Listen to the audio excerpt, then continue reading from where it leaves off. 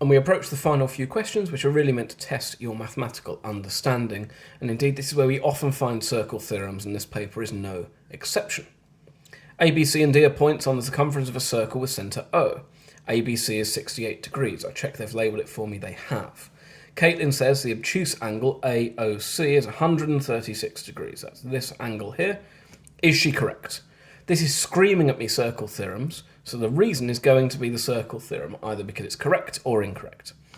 I wonder what relates these two angles. Well, this is an angle subtended at a circumference and an angle subtended at the centre. So I know the relevant circle theorem is that the angle subtended at the centre is double the angle subtended at the circumference. Double 68 is 136, so she is correct. And my reason is angle subtended. Subtended just means like formed by two lines. So subtended at centre is twice angle subtended at circumference.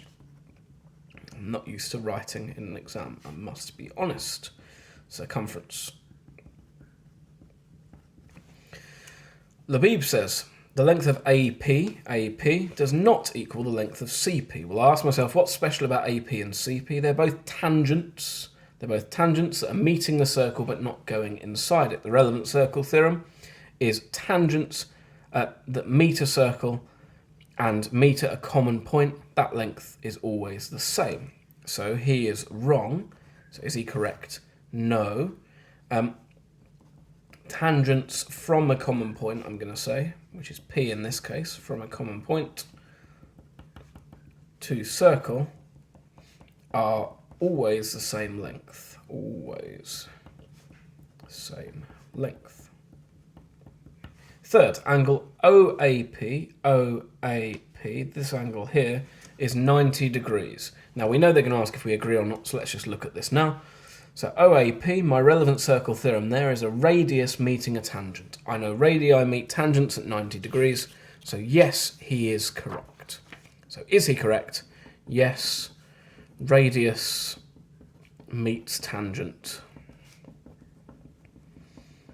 at 90 degrees. Fourth, Lucy says angle ADC is 112 degrees. So we'll go back. Angle ADC, this angle here is 112 degrees. I look at the information I have and I'm thinking, right, cyclic quadrilateral. The opposite angles in a cyclic quadrilateral add up to 180. So 180 subtract 68 is 112. So ADC is 112 degrees. So she is correct. And my reason, as I've already articulated, is angles in a cyclic quadrilateral. Cyclic means all four vertices, quadrilateral, all four vertices are on the circumference of a circle. Angles in a cyclic quadrilateral, opposite angles in a cyclic quadrilateral add up to 180 degrees. Question 22. Anya says, so another people giving her opinion, when C is negative, the value of C cubed is always less than the value of C. Is she correct?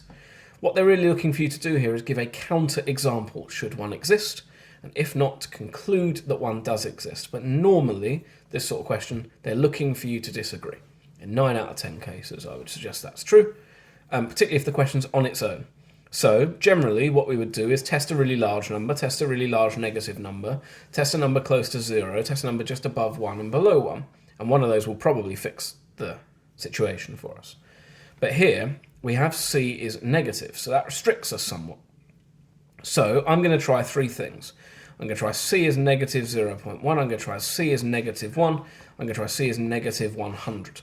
The reason that I'm going to do that is that these are going to be my key cases, because multiplying numbers above 1, or above below negative 1 in this case, by themselves is going to give me bigger and bigger magnitudes of the number, more negative numbers, whereas numbers below 1 is going to give me smaller and smaller magnitudes, so closer to 0 of my number. And I've got a calculator, so I may as well try all of these out.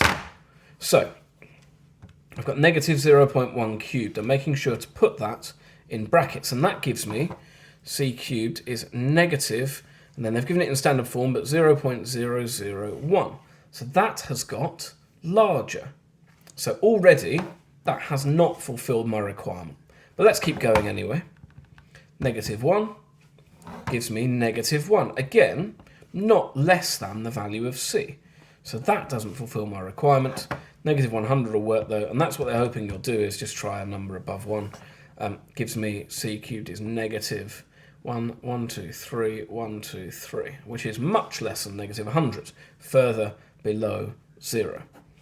So, no, and I could say negative 1 cubed is equal to negative 1, therefore not always less. Or I could do exactly the same thing with negative 0.1 or any other value. And that's the next couple of questions sorted.